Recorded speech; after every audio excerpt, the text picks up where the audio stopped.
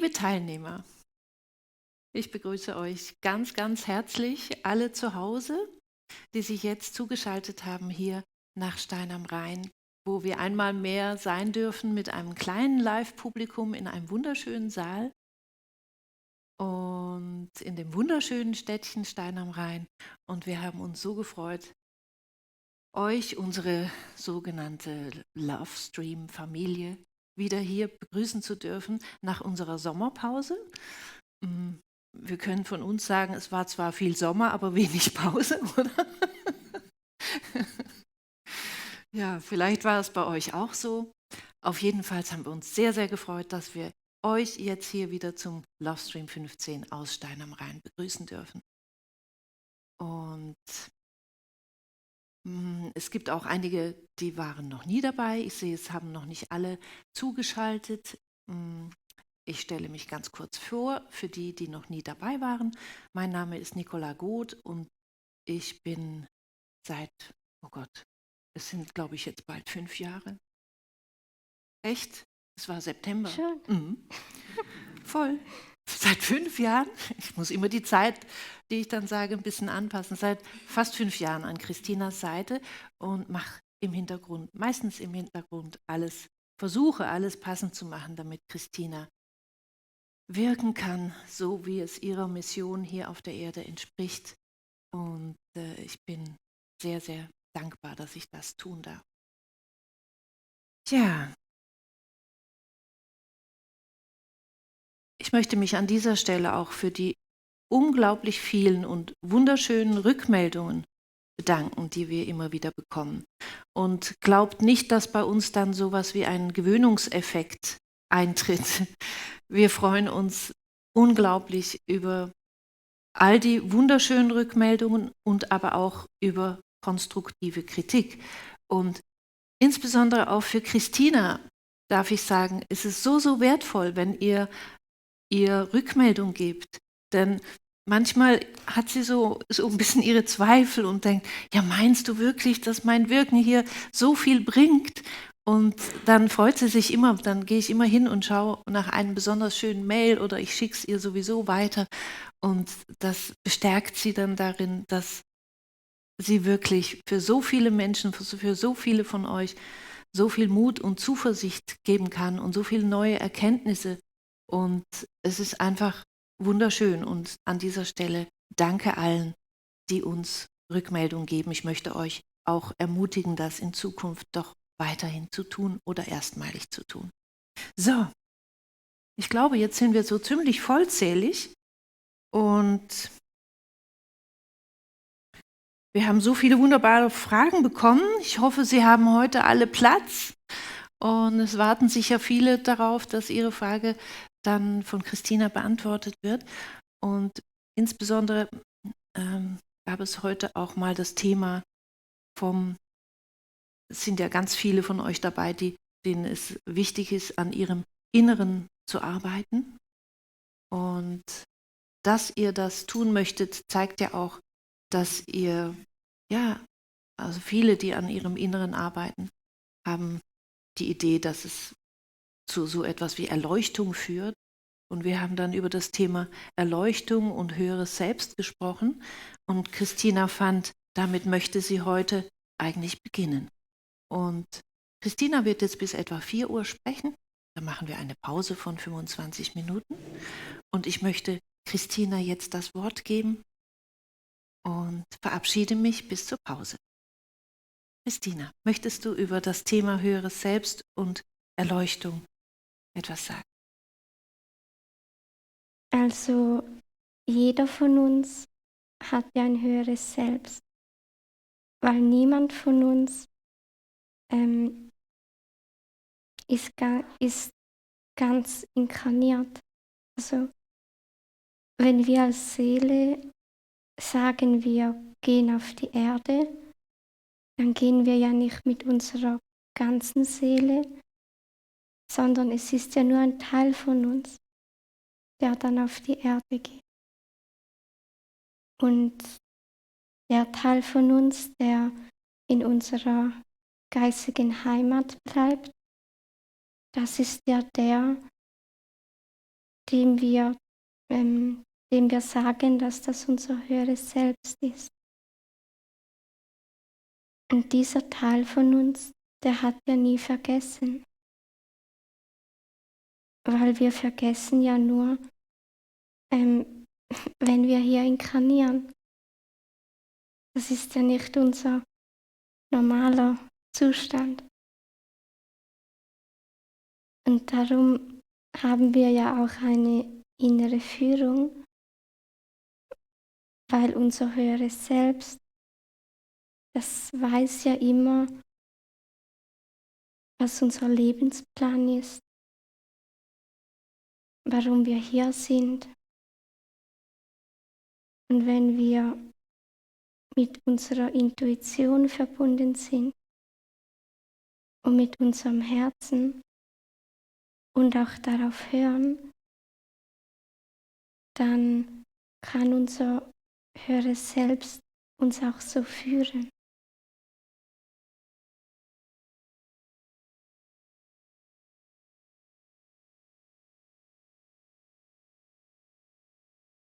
Und manchmal merken wir ja gar nicht, dass wir auf unsere Intuition hören.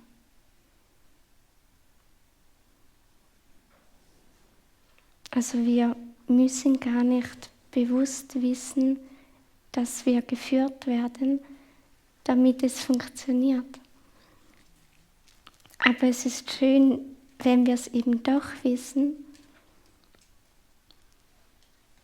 weil dann können wir uns immer, wenn wir zum Beispiel gerade nicht wissen, wie die Lösung für etwas aussieht, dann können wir uns immer daran erinnern, dass auch wenn wir selbst die Lösung nicht wissen, dass es trotzdem etwas gibt, das diese Lösung kennt. Weil es gibt ja immer eine. Es gibt nie keine Lösung.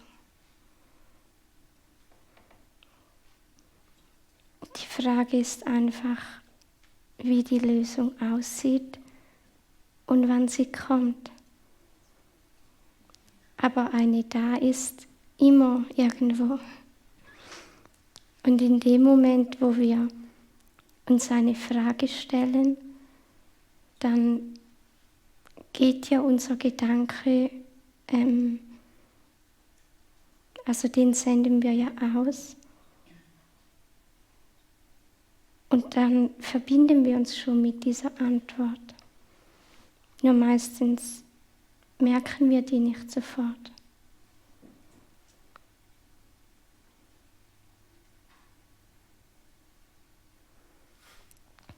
Und unser höheres Selbst, das hat ja auch auf viele Dinge eine Antwort. Und es gibt ja Menschen, die stellen sich das so vor, dass unser höheres Selbst wie erleuchtet ist. Und das stimmt zwar bei gewissen Seelen, aber nicht bei allen. Unser höheres Selbst ist ja nicht allwissend. Es ist einfach der Teil von uns, der nie vergessen hat und der noch weiß, warum wir hier sind.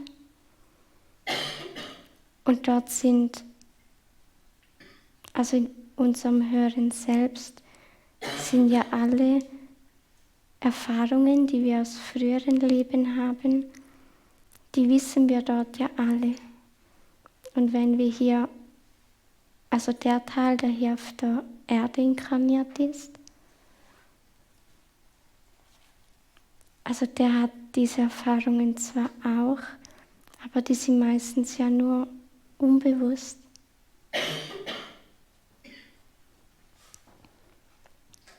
Unser höheres Selbst ist also einfach viel bewusster als wir. Und all die Erfahrungen, die wir hier auf der Erde machen, die gehen ja dann auch in unser höheres Selbst.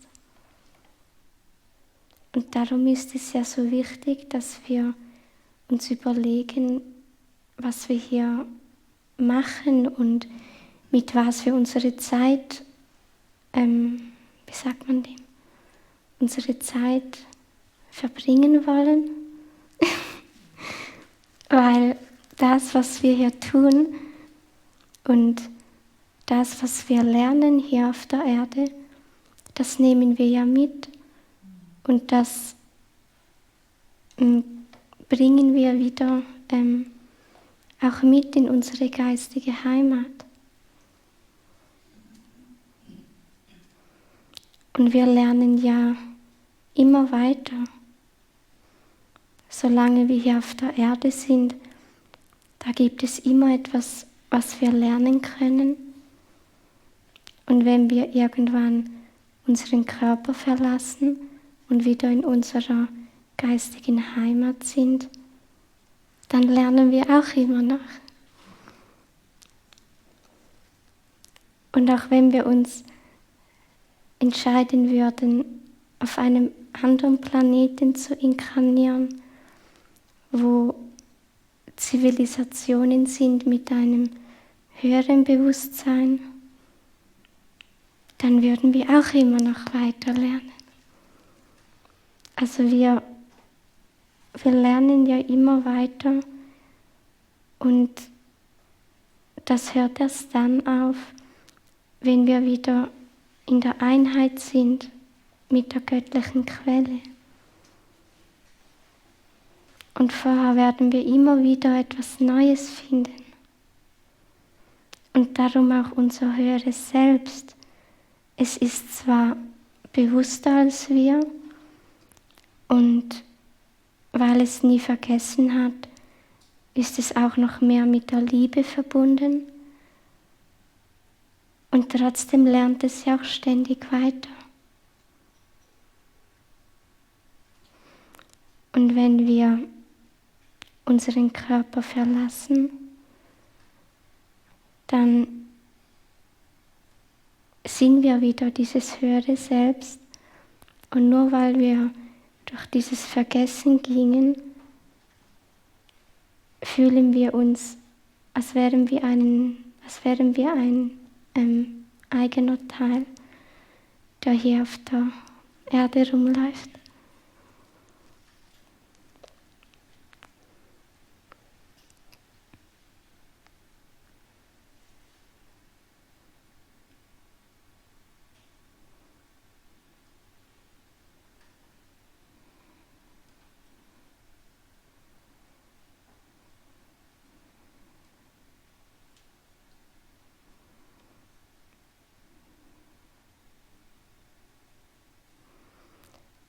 Es gibt ja auch Seelen, also man kann ja in verschiedenen Dimensionen inkarnieren. Und hier, wo wir gerade sind, das ist ja nur ein ganz kleiner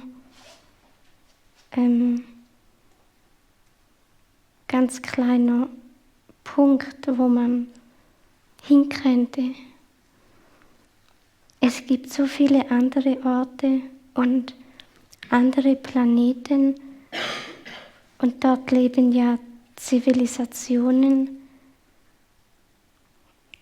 die haben ein Bewusstsein, was schon viel bewusster und liebevoller ist.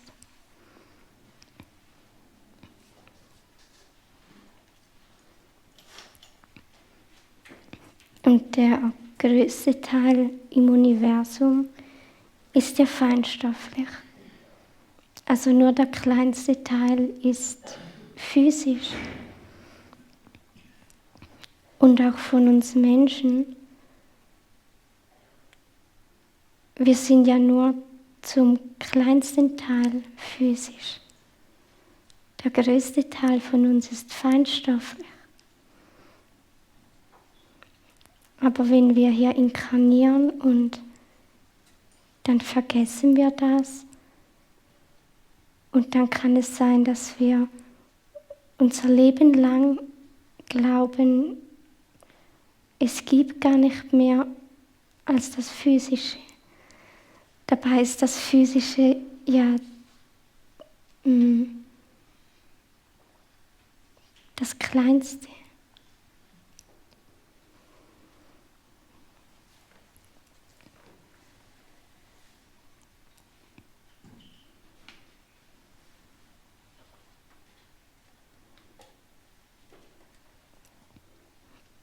Und es ist ja sehr wichtig, was hier auf der Erde passiert. Weil das, was hier passiert, das hat ja auch Auswirkungen auf unser Sonnensystem und auf das Universum, in dem wir leben. Und darum gibt es ja so viele Zivilisationen, die hier auf die Erde schauen und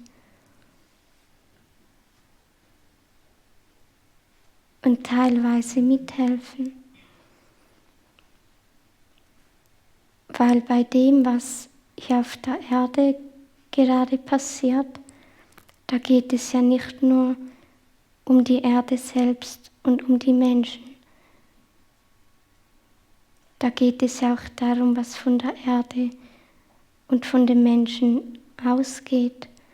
Und je nachdem, ob das, also wenn die Menschheit in eine positive Zukunft geht, dann gehen diese positiven Dinge ja auch von der Erde ins Universum hinaus.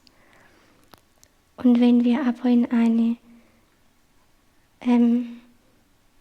sehr düstere Zukunft gehen, dann geht eben das ins Universum.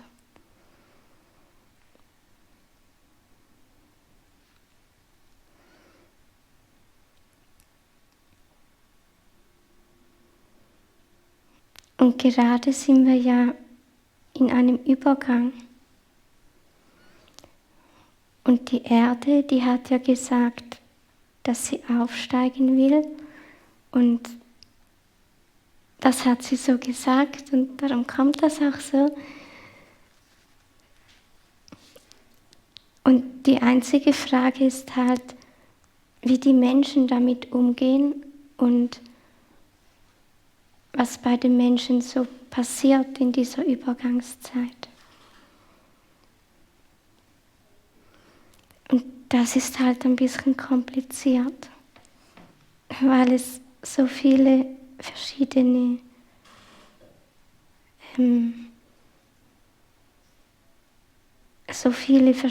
Einflüsse gibt.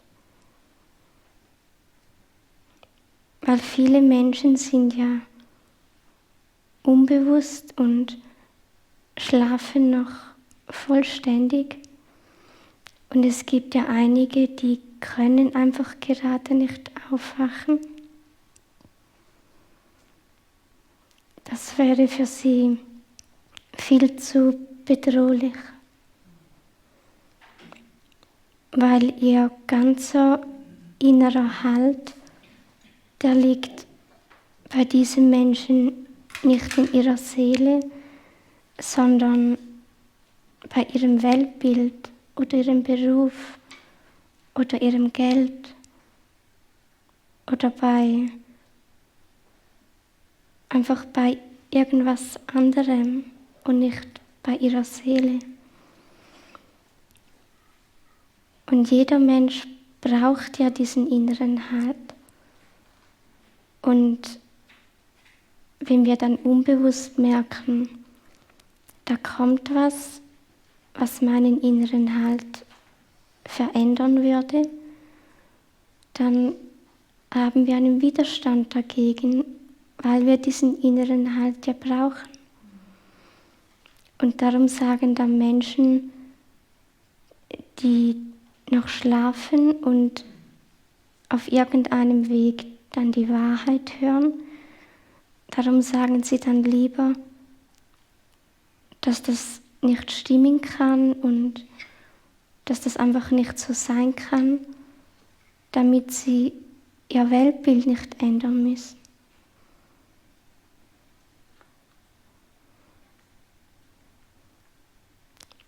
von diesen Menschen, da gibt es viele und die können auch nichts dafür. Die haben einfach gerade die seelische Kraft nicht dafür zum Aufwachen. Und dann leben sie halt in dem Weltbild weiter, was sie schon haben.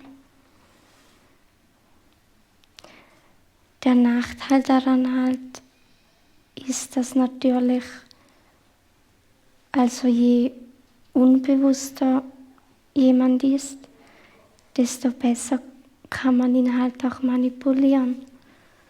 Und es gibt ja ganz viele Wesen und Menschen, die die Menschen ja auch manipulieren wollen. Und darum ja, sieht die Welt auch so seltsam aus.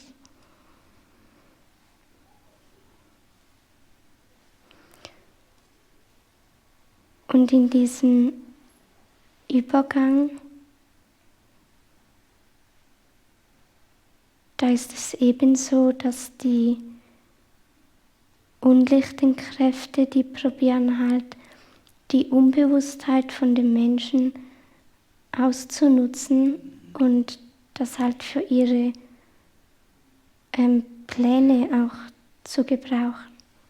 Also das machen sie zwar schon lange, aber man sieht es jetzt halt irgendwie besser.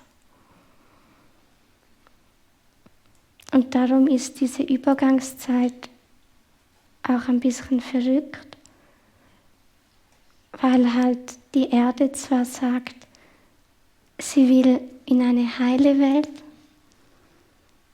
und da wird sie auch wieder hinkommen, weil das ist wie wenn wir Menschen unseren Seelenplan haben und da haben wir so Ziele und Dinge, die wir uns ausgesucht haben, bevor wir auf die Erde kamen. Und diese Stationen, die wir uns ausgesucht haben, da werden wir ja immer hinkommen. Also die Dinge, die für uns bestimmt sind, die kommen auch zu uns. Die können uns nicht verfehlen. Es kann sein, dass wir Umwege machen oder sich Dinge verzögern, aber das, was bestimmt ist, das kommt auch so. Und bei der Erde ist das auch so.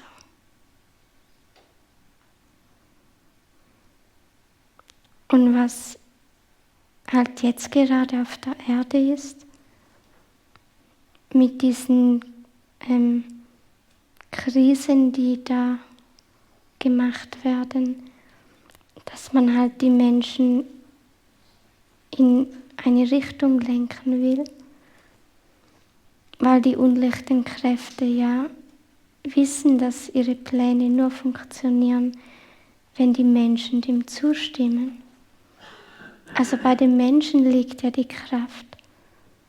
Das liegt nicht bei diesen seltsamen Gestalten.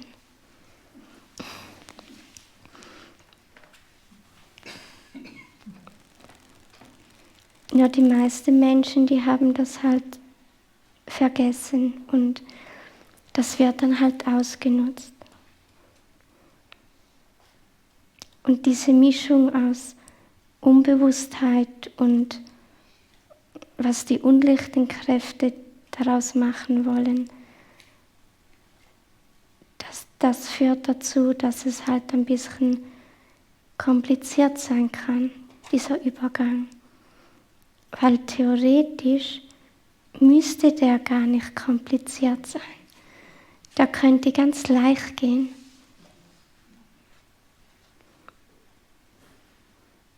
Theoretisch.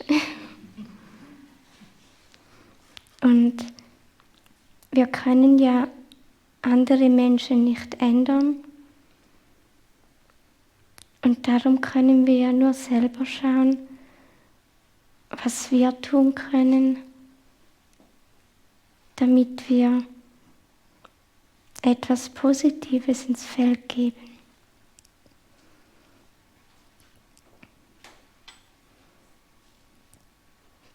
Weil wenn wir etwas Positives ins Feld geben und nur schon wenn wir Zuversicht haben, ist das ja schon was Gutes.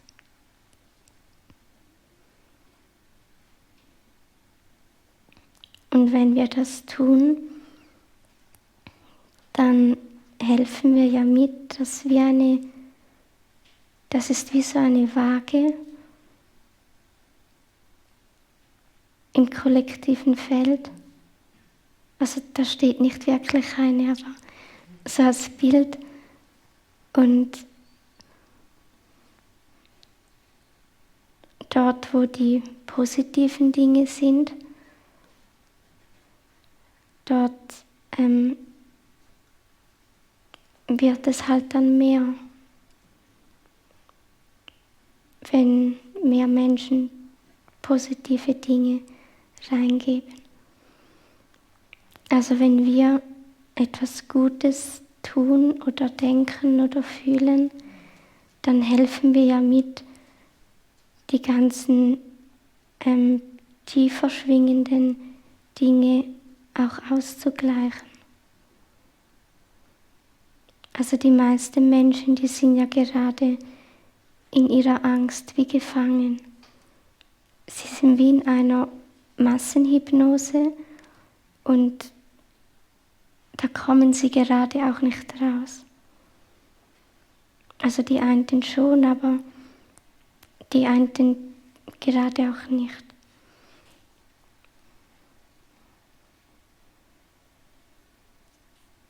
Und darum braucht es ja immer wieder Dinge, die im kollektiven Feld was ausgleichen.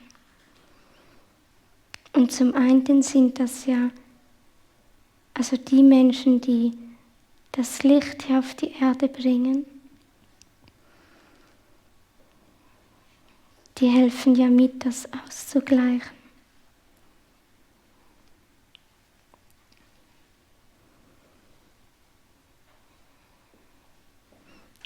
Und es gibt auch feinstoffliche Wesen und die tun das auch immer wieder.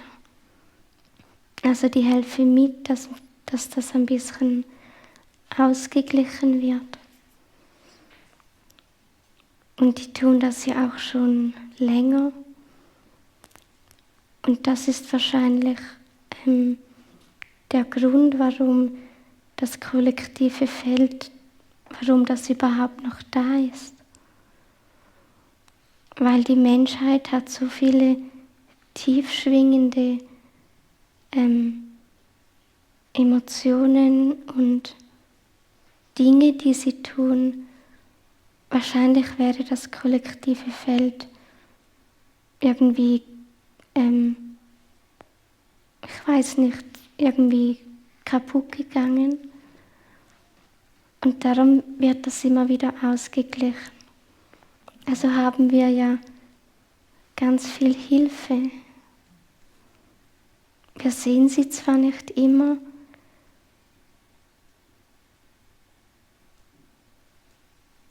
aber wir haben Hilfe. Auch bei den Dingen, die gerade auf der Erdoberfläche passieren. Wir wissen ja nur die Dinge, die auch physisch passieren. Wenn gewisse Ereignisse verhindert werden von den lichtvollen Wesen, dann wissen wir das meistens gar nicht, weil das Ereignis halt einfach nicht passiert ist und uns sagt niemand, dass was jetzt nicht passiert ist. Und dann wissen wir das nicht. Und dann kann es sein, dass wir vielleicht das Gefühl haben, dass gar nicht so viel Hilfe da ist weil wir ja nur die Dinge sehen, die halt passieren.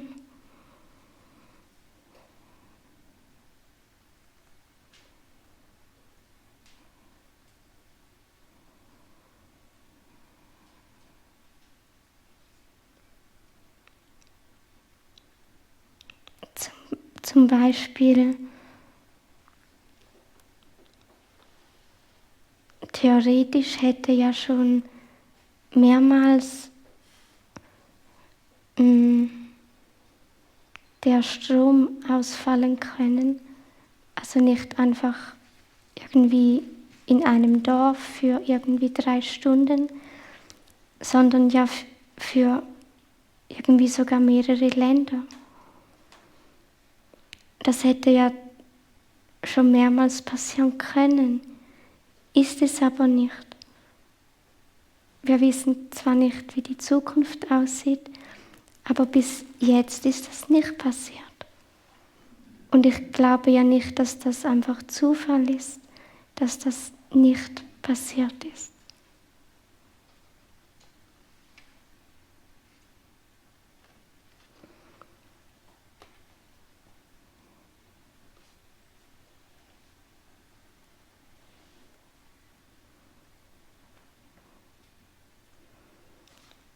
Es gibt ja viele Dinge, die gerade im Feld sind und die vielleicht passieren und vielleicht passieren sie auch nicht. Das hängt ja auch von der Zeitlinie ab, auf der wir sind. Aber ganz unabhängig davon, was passiert oder halt eben nicht passiert, wir können ja immer in unserem persönlichen Leben schauen, wie viel uns das überhaupt betrifft von dem, was da passiert. Weil es gibt ja schon Ereignisse, die sind ja relativ groß und weil die halt so groß sind, betreffen die dann halt auch viele Menschen und dann sind vielleicht auch mal Menschen dabei, die eigentlich von ihrer Schwingung her gar keine Resonanz zu diesem Ereignis haben. Also man sagt ja immer, wenn uns etwas passiert, wenn wir was in unserem Leben erleben, dann hat das damit zu tun, dass wir eine Resonanz dazu haben. Und das ist ja auch oft so, aber es gibt ja auch Ausnahmen. Und gerade bei großen Ereignissen, die irgendwo auf der Welt passieren und die halt dann viele Menschen betreffen, da kann es sein, dass wir zu diesem Ereignis, also wir persönlich, gar keine Resonanz haben.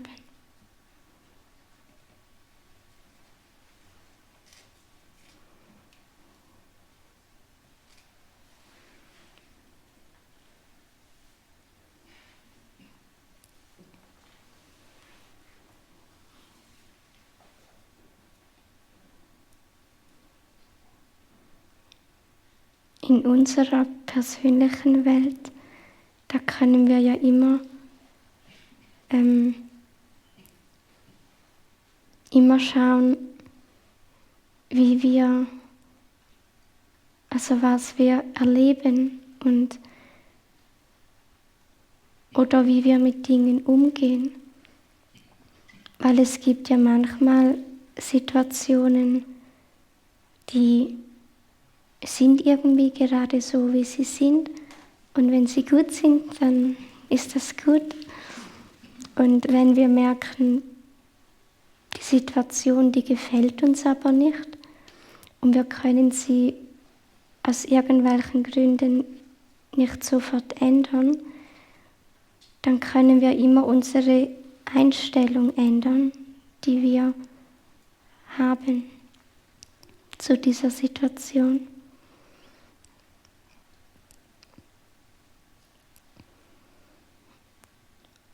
Und wenn wir unsere Einstellung in was Gutes ändern, dann können wir besser mit der Situation umgehen. Auch wenn sie dann vielleicht immer noch da ist. Und das können wir auch bei Ereignissen machen, die größer sind und die uns bis zu einem gewissen Grad betreffen, einfach weil sie halt größer sind. Und wir können immer unsere Einstellung ändern. Dass wir die Gedanken, die wir zu diesem Ereignis haben, dass wir schauen, was sind das für Gedanken und helfen die mir jetzt oder helfen die mir nicht? Und dass wir das so machen, dass sie uns eben helfen. Und manchmal löst sich die Situation dann ja auch auf, weil wenn wir eine andere Sichtweise haben, dann haben wir eine andere Schwingung und dann können wir plötzlich Lösungen sehen, die wir sonst nicht gesehen hätten. Und selbst wenn die Situation da bleibt, wir können trotzdem besser damit umgehen.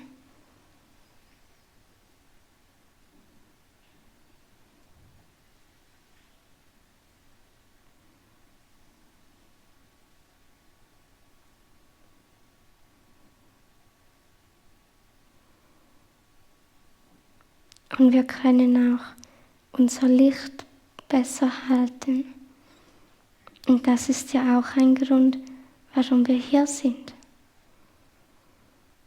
Und wir sind ja nicht nur für das hier, was jetzt da ist, sondern auch für das Neue, was kommt. Und gerade ist halt ein Übergang und der wird halt bewusst verschlimmert. Und trotzdem können wir schauen, dass wir gut durch diesen Übergang kommen. Und da hilft es uns, wenn wir uns mit Menschen vernetzen, die auch ähnlich denken wie wir. Weil dann wird unser Licht größer. Und wir wissen dann, wir sind nicht alleine. Und es gibt ja so viele von uns. Überall auf der Erde. Und die einen, die wissen das und die anderen, die wissen das noch nicht. Aber das macht nichts, weil man hat ja die gleiche Ausrichtung und jeder wacht halt zu einem anderen Zeitpunkt auf. Man kann ja keinen Menschen dazu zwingen, dass er aufwachen soll.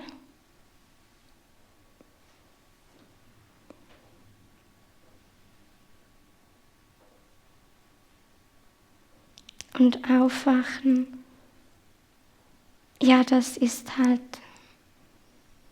ein Prozess, weil das ganz viele verschiedene Ebenen hat. Und man weiß nie, wie viel Prozent aufgewacht man ist. Weil wir wissen ja nicht, was wir nicht wissen. Und wir sind erst vollständig wach, wenn wir eins sind mit der göttlichen Quelle. Und vorher sind wir alle ein bisschen seltsam und beschränkt. Je nach Bewusstsein zwar nicht gleich beschränkt, aber jeder ist das irgendwo. Und das ist nicht nur auf der Erde so. Darum habe ich irgendwann vorher gesagt, wir lernen ja ständig und das hört ja gar nie auf. Auch wenn wir unseren Körper verlassen, wir lernen dort auch weiter.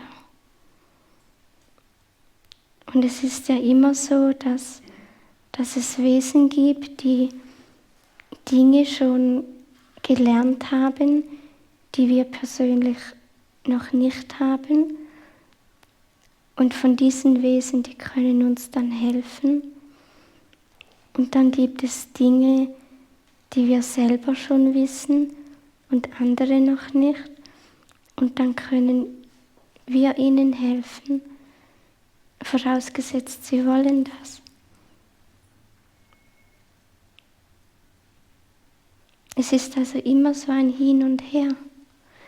Wir lernen Dinge und geben das anderen weiter und dann, das machen wir, seit wir existieren.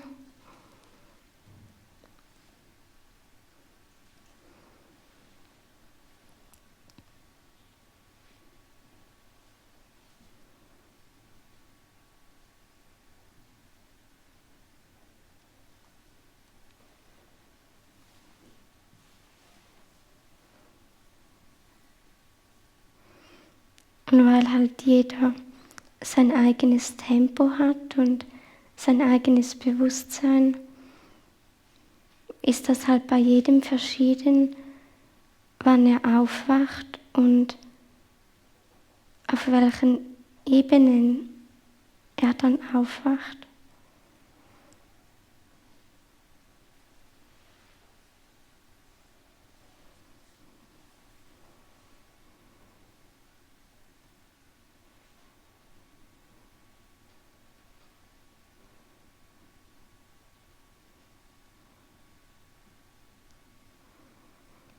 Und jede Seele hat ja auch ein eigenes Bewusstsein. Und darum, wenn wir dann hier auf der Erde inkarnieren, darum hat jedes höhere Selbst auch ein anderes Bewusstsein. Und nicht jedes höhere Selbst ist das, was man hier auf der Erde als erleuchtet benennt. Und wenn man erleuchtet ist, dann geht es auch wieder weiter. Dann hört das eben auch nicht auf.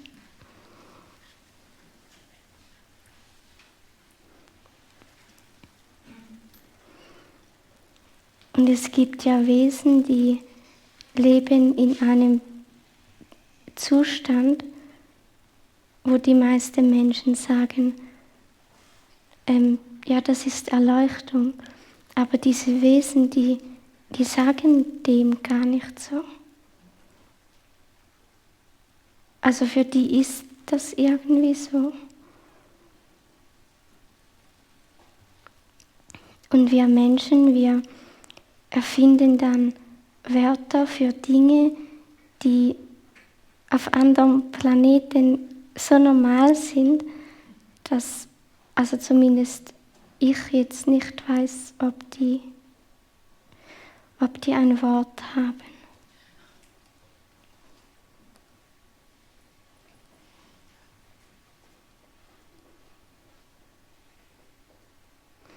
Wir leben schon noch sehr in der Steinzeit hier.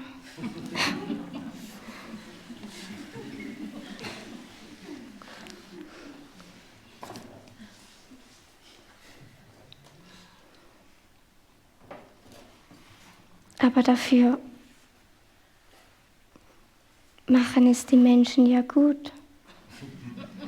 Es ist zwar nicht alles schön, was sie auf der Erde tun, aber wenn man sich halt anschaut, wie das Bewusstsein ist und wie viel da auch manipuliert wird, wovon die meisten ja gar nichts wissen, dann ist es kein Wunder, dass das halt alles so rauskommt. Das heißt nicht, dass es richtig ist und gut, aber man kann es halt nachvollziehen.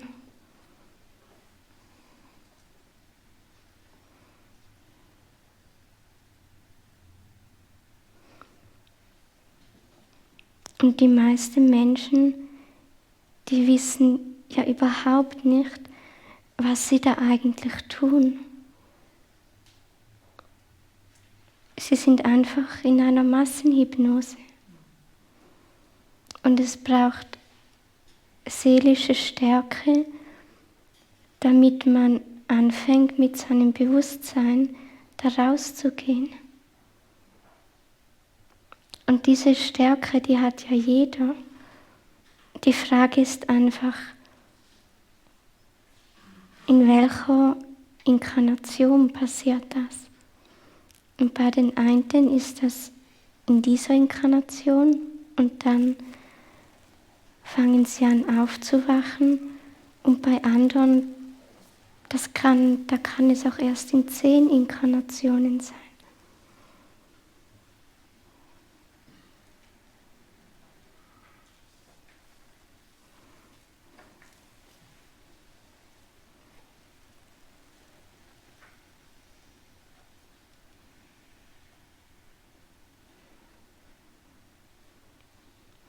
Die Erde, sie spürt ja, wenn Menschen aufwachen. Und sie freut sich ja darüber, wenn sie merkt, dass mehr Bewusstsein auf die Welt kommt. Und ich denke, dass seitdem die Menschheit in diesem Vergessen ist, seitdem hat es aus meiner Sicht noch nie so viele aufgewachte Menschen auf der Erde gehabt, wie jetzt gerade. Natürlich schlafen immer noch viel und trotzdem hat es noch nie so viele bewusstere Menschen gegeben, seitdem die Erde, also die Menschheit, ins Vergessen ging. Und das ist das Gutes. Und ich denke, dass diese seltsamen Ereignisse auf der Erde, dass die teilweise auch dafür sorgen, dass Menschen mehr hinterfragen und anfangen, mehr aufzuwachen. Weil wir werden zwar seit Jahrtausenden belogen, aber viele merken das erst jetzt. Und wenn man, also in der Gesellschaft, in der wir leben, da muss man ja selber nach der Wahrheit suchen. Und die steht nicht in den Schulbüchern. Und unsere Gesellschaft ist ja auch nicht auf unsere Seele ausgerichtet, sondern auf das Gegenteil. Und wenn wir dann sagen, wir folgen unserer Seele und unserem Herzen, dann kann das ja Mut brauchen, weil die Gesellschaft das nicht immer versteht und andere Menschen ihre Vorstellungen haben, wie das Leben ist, und wenn man aus dieser Vorstellung rausgeht, dann finden die das irgendwie seltsam.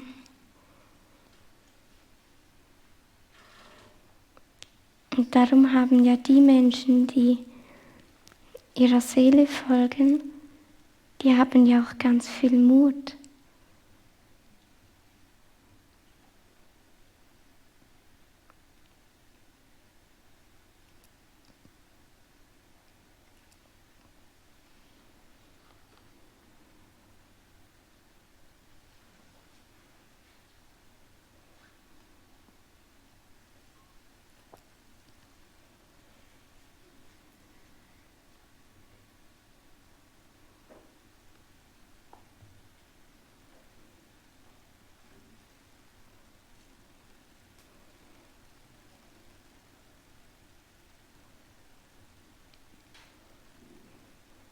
Und schlussendlich geht es ja nur darum, dass wir uns wieder daran erinnern, an das, was wir wirklich sind.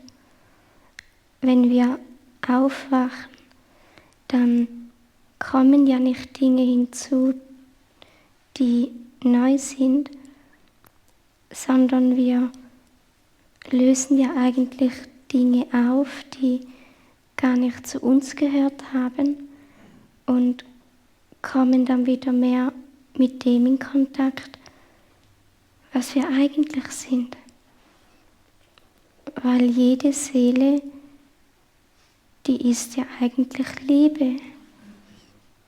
Und wenn Menschen diese Liebe nicht mehr fühlen können, dann liegt das ja nur daran, dass zwischen ihrem Tagesbewusstsein und der Liebe einfach ganz viele Blockaden sind.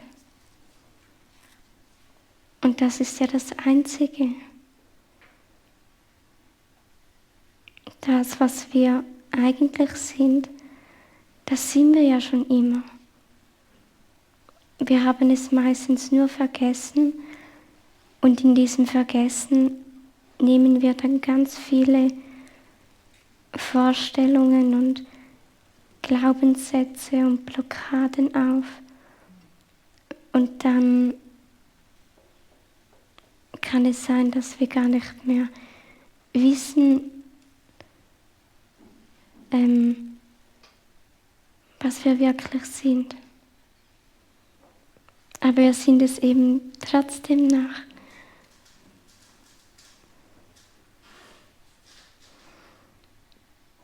Und Liebe ist ja das Einzige, was heilen kann. Und die Erde und die Menschen, die brauchen ja ganz viel Heilung. Und das geht nur mit Liebe. Und Liebe ist Einheit. Wenn wir wirklich in der Liebe sind, dann sind wir ja in der Einheit.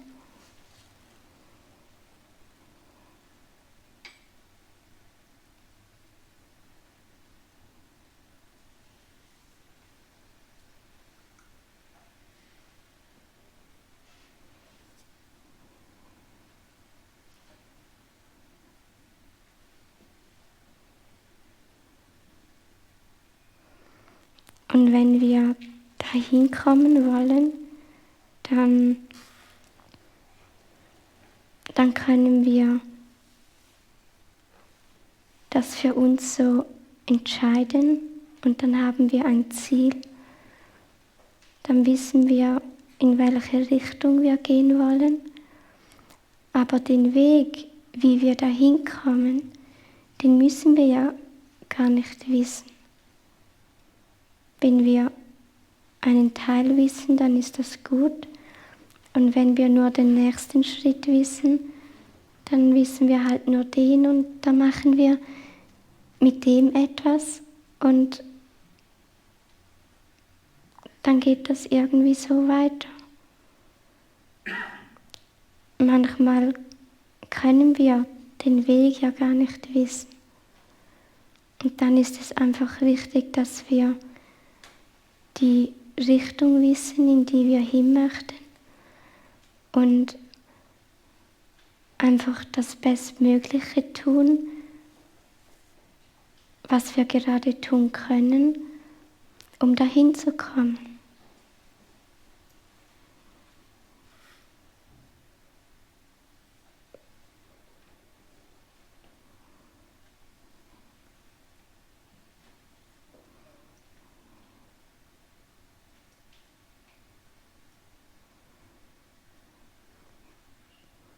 Und jeder, der das will, der kommt ja wieder in Kontakt mit dem, was wir wirklich sind. Das kann man gar nicht ewig zuschütten.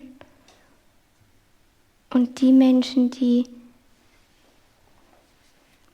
schon diesen Wunsch in sich haben, dass sie wieder damit in Kontakt kommen wollen,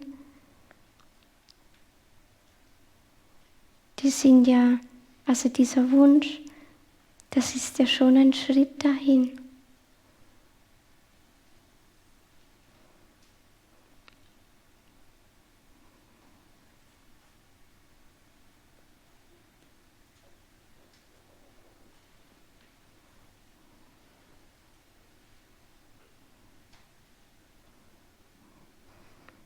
Unser höheres Selbst weiß noch viel mehr, dass wir Liebe sind.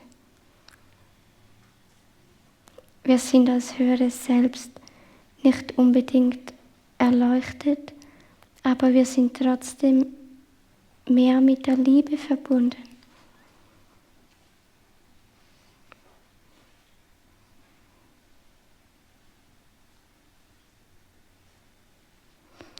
Und wir wissen dann auch noch, dass wir mit allem anderen, was existiert, auch verbunden sind. Wir wissen, dass wir nicht getrennt voneinander sind. Und alles, was wir selber tun, das hat ja eine Auswirkung auf andere. Und das geht, energetisch geht das ins kollektive Feld. Und dort ist es eigentlich für jeden Mensch, der kann das dort also sehen. Also der kann das wahrnehmen und das dann das nutzen, wenn er das will. Aber meistens ist das ja unbewusst. Aber es funktioniert trotzdem. Es gibt Dinge, die können funktionieren, auch wenn wir gar nicht daran glauben und wenn wir nicht mal wissen, dass es die Dinge überhaupt gibt.